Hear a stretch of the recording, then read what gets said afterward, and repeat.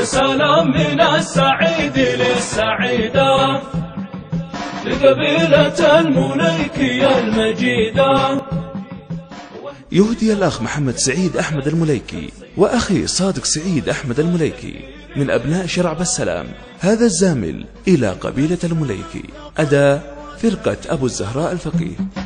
بسلام من السعيد للسعيدة لقبيلة المليكي المجيدة واهدي لهم من غربتي قصيدة وخالص التقدير واحترامي. شل السلام يا طيري والتحية إلى أهالي عزلة الأبية أهل الكرم بالجود والحمية. يالله عليك بلغ لهم سلامي ارفع بهم بين الرجال راسي دروسهم تعلى على الرواسي. هم عصرتي والفخر لي وناسي العاليين القدر والمقاسي.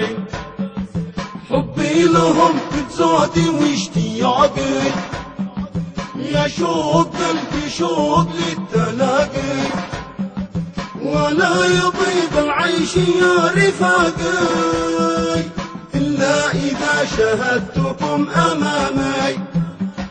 سلام من السعيد للسعيدة لا عزلة المليكي المجيدة واهدي لهم من غربتي قصيدة وخالص التقدير واحترامي. شل السلام يا طيري والتحية إلى أهالي عزلة الأبية أهل الكرم بالجود والحمية. يالله عليك بلغ لهم سلامي ارفع بهم بين الرجال راسي دروسهم تعلى على الرواسي.